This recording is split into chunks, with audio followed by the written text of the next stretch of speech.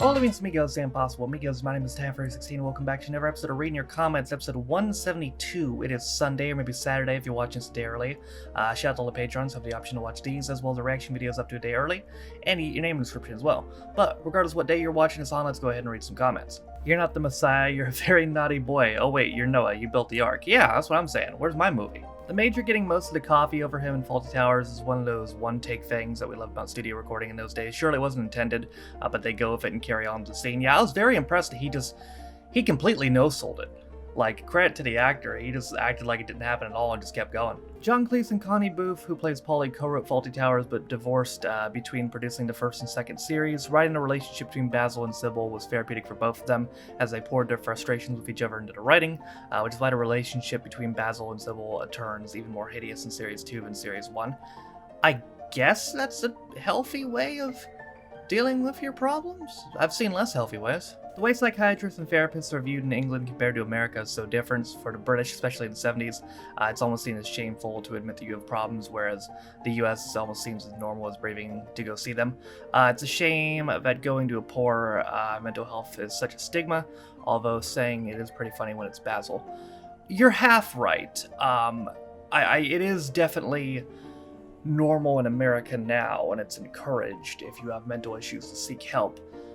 In the 70s, though, I imagine it was around the same as it was in the UK. Love your reactions. Will you react to more Toast of London? Maybe, yeah, we'll see what Lil Dot does. That's actually, I might as well use this comment to comment on that. So, if you're wondering why the Outnumbered reaction hasn't come out this month, Lil Dot's kind of got AWOL on me. I actually uploaded the, Lil Dot Studios is the company that owns a lot of copyright and stuff like Outnumbered and Travel Man and Toast of London and stuff like that. And I uploaded it and filed a dispute back on, I think, the 5th, and I haven't heard anything from them, so we'll see if they show up. I don't know. I'm just waiting on them at the moment. The ugly friend Alza goes to the park with in Still Game is Edith, first introduced in Series 1, Episode 4, Courting. It's a good episode, worth a watch. I'm probably going to do a Series 1 episode for the next Still Game unless I get a channel points request. I'm thinking either Series 1 Episode 3 or Episode 4. The temperature thing is very weird. Scottish UK weather reports are nearly always in degrees of Celsius. Usually the only time Fahrenheit is used in the UK is when shitty tabloid newspapers want to overemphasize just how hot and cold it's gonna get. Yeah, I understand that. They don't do that here. We don't use Celsius for... Well, sometimes weather reports will show like Fahrenheit and Celsius, but like not just... If they're going to show just one, it's going to be Fahrenheit.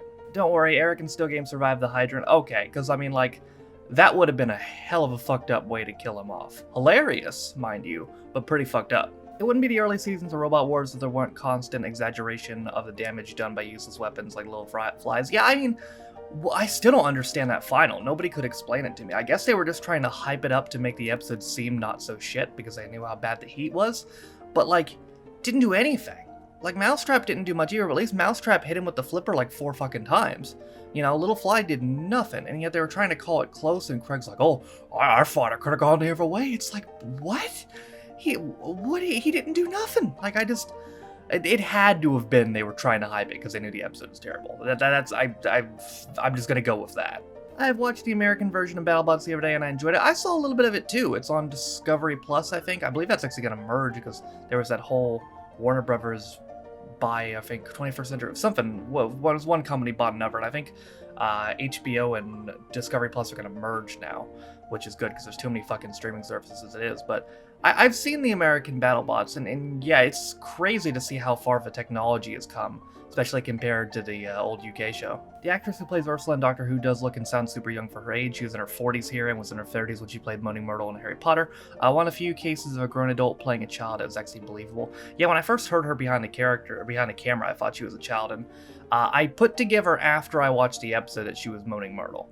I, for whatever reason, that completely glossed me at the time, but as I was editing it back, I was like, oh yeah, wait a minute. There's a Doctor Who theory that Elton made the whole thing up, especially when he holds his slab up and it doesn't turn around and show it to the camera. I prefer this theory, to be honest. I don't think the Doctor would do something so terrible as to bring someone back as a face in a slab. Maybe we could make it even darker, say he had like schizophrenia or something. Jackie Tyler saves Love and Monsters, she really does. Blue Peter has got a lot to answer for in terms of that episode. If it wasn't for the drawing competition, we would never had to endure this 45 minutes. Well, first off, that was Jackie's best appearance by far. Admittedly, I haven't been too into her character in the past. I've found her to be incredibly annoying, and I haven't really vibed with her character. That was by far her best appearance. Like, she did a tremendous job in that one. So that was the big silver lining for that episode, I agree. I heard about the drawing competition. I also heard that the kid that drew it was not happy with it because he wanted it to be as big as a double-decker bus. And it wasn't. Honestly, neither of these are bad. The only reason people don't like Love and Monsters is the design of the Absorbaloff, and the only reason people don't like Fear Her is the child actor. If you look past both these things, which is something these same people have no trouble doing when it comes to CGI in the show, both episodes are as good as the rest of the series. Well, you're wrong. You're confidently wrong. I'll give you that. But you're still wrong. As far as Love and Monsters, yeah, I'm sure a lot of people don't like it because of the design of the Absorbaloff, but there's more to it too. The fact that the Doctor barely features in the episode, the fact that the villain itself is just kind of lame, the character is the main character that you're supposed to follow the whole episode isn't really that interesting. It drags too much. By the time it's over, you're just like, oh, just let this end. Not to mention, the Absorbaloff is built up as this big fucking threat the whole episode, and then the Doctor just comes in out of nowhere and memes on him in about 30 seconds.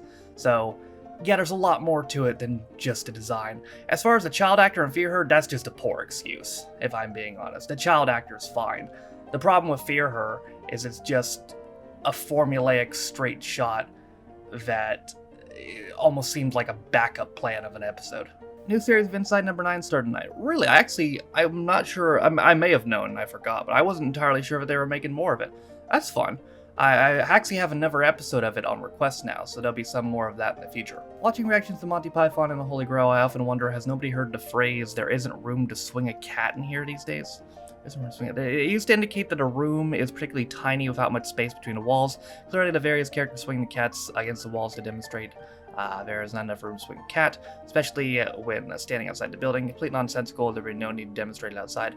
Yeah, I've never heard that in my entire life. In fact, this comment right now is the first time in my almost 24 years of being live I've ever heard that phrase. I remember watching Holy Grail in my history class too. It was double period, also the last day before summer 2013. Yeah, good times. I don't have a lot of good memories from school. I blocked most of it out, but stuff like that's good times. I prefer Grail over Brian, although I have a soft spot for the first movie collection, their TV sketches called And Now for Something Completely Different. Yeah, there's also Meaning of Life. I think those are the other two. I cannot guarantee I can get either of those on YouTube, by the way. Maybe I can, maybe I can't. I honestly have no clue. I'll give it a shot, considering I was able to get Life of Brian and Holy Grail on YouTube, but I don't know. To understand One Exchange and Gavin and Stacey, you may need to look up why West and Shipman are notorious surnames. Yeah, I didn't put it together at the time, but after looking it up, yeah, I think I've seen documentaries on both of them. For anyone who still doesn't know, they were both notorious I almost said super killers, serial killers. Shipman was, I believe, the most prolific serial killer ever. Killed well over 200 people. And West and his wife, that was the story of they kidnapped at least a dozen girls and raped and tortured them. So, yeah, two pretty fucked up people. Alright, y'all, that's gonna do it for another episode of Reading Your Comments. The comments in this video were pulled from the following videos. Reading Your Comments 171, American Rex to Faulty Towers 7 and 8, Still Game 20, Robot Wars of Fourth Wars 11, Doctor Who 24 and 25, Monty Python and the Holy Grail, and Gavin and Stacey 6. If you want a chance to get your comment read in next week's episode of Read Your Comments, the videos I should say to comment on are as follows. This video, American Rex to Catchphrase, which came out yesterday. The reaction videos also that come out Monday, Tuesday, Wednesday, Thursday. Those are the videos to comment on if you want to get a chance to get your comment read in next week's episode of Reading Your Comments. But, actually, the one on Friday, too. Yeah, because I pulled from Friday. Yeah, so Monday, Tuesday, Wednesday, Thursday, Friday, yeah.